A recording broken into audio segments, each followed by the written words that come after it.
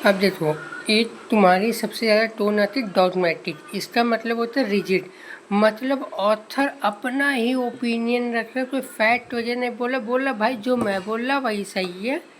मतलब एकदम रिजिड है अपने ओपिनियन पे, मतलब अपना ओपिनियन तुम पे थोप रहा है, थोपना, ठीक है, वो डॉगमेटिक हो जाता है। ठीक है, डॉगमेटिक ओपिनिएटेड, ओपिनिएटेड से समझ में आ रहा है, डॉगमेटिक से समझ लो। ठीक है, एकदम रिजिड, अपना ओपिनियन एकदम थोप देना। ठीक है, और फिर जो और आती है वो आती तुम्हारी फैक्चुअल टोन, फैक्चुअल या ऑब्जेक्टिव। ठीक है, अब इसका मतलब फैक्ट बेस्ड, एकदम रियलिस्टिक चीज़। ठीक है, फैक्चुअल से तो समझे जाओगे कि लाइक एकदम ऑथर ना अपना ओपिनियन इसमें नहीं देता है, इसमें केवल फैक्ट की बात करता है। ठीक है, तो ये तो इजी है। अब आते डिस्क्रिप्टिव।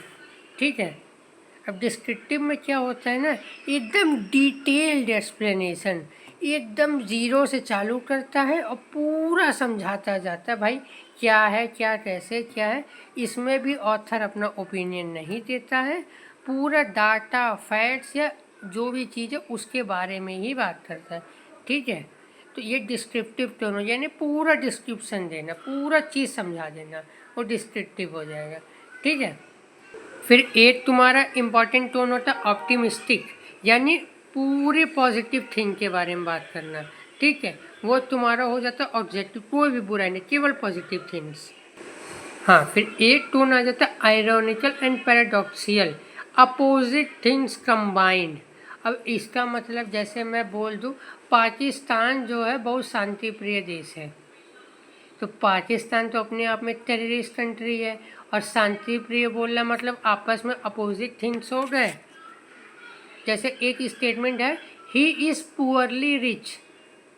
अब पुअरली रिच है, पुअर और रिच साथ में, यानी दो अपोजिट थिंग साथ में, तो वो हो गया आयरनी करना, अपोजिट चीज़ बोलना। ठीक है, तो एक तुम्हारे ये इम्पॉर्टेंट टोन हो गया। अब आता है एक्सपोजिटरी टोन। ठीक है, इसमें भी ऑथर एकदम डिटेल एक्सप्लेनेशन देता है किसी भी चीज़ का। अब तुम बोलोगी भाई, तुम बोल रहे कि डिस्क्रिप्टिव में भी पूरा एक्सप्लेनेशन देता है, एक्सपोजिटरी में भी पूरा एक्सप्लेनेशन देता है, तो डिफ्रेंशिएशन कहाँ है? डिफ्रेंशिएशन यहाँ आ जाता है ना, एक्सपोजिटरी में एक्सप्लेनेशन तो देता है ऑथर, और साथ ही साथ अपना भी इंटरप्रिटेशन देता है, अपना भी राय देता है। बट डिस्क्रिप्टिव में केवल डाटा और फैक्ट्स की बात करता है, अपना ओपिनियन नहीं देता है। इसमें अपना ओपिनियन भी देता है और चीज़ों को समझाता भी है। तो ये इसका डिफरेंस हो गया एक्सपोजिटरी और डिस्क्रिप्टिव का। ठीक है, एक तुम्हारी टोन है यूफेमिस्टिक, यानी ना किसी भी खराब चीज़ को एक अच्छे वर्ड से समझाना। जैसे कोई भी खराब चीज़ ले लो, लाइक अब जैसे ना फॉर एग्जांपल बोला माइक और आसपास कोई मतलब जैसे ना हो, तभी ये वीडियो मतलब जो वर्ड बोलने जा रहा सुनना। ठीक है, तो इसका मतलब एग्जांपल देता हूँ, जैसे प्रोस्टिट्यूट वाले एरिया को हम लोग रेड लाइट एरिया बोलते हैं। ठीक है, तो वो वर्ड बहुत बेकार है, ठीक है, अनप्लीजेंट वर्ड है, तो उसको कोई एक हल्के वर्ड में यूज़ करते हैं। ठीक है, जैसे बायोलॉजी है। ठीक है, लाइक हम लोग डायरेक्ट जो है ना उसका नाम नहीं लेते हैं, हमारे डायरेक्ट बोल देते प्राइवेट पार्ट्स। ठीक है, ऐसे डायरेक्ट नाम नहीं लेते हैं क्योंकि वो बहुत ख़राब लगेगा, अनप्लीजेंट लगेगा, एम्बैरेसिंग लगेगा।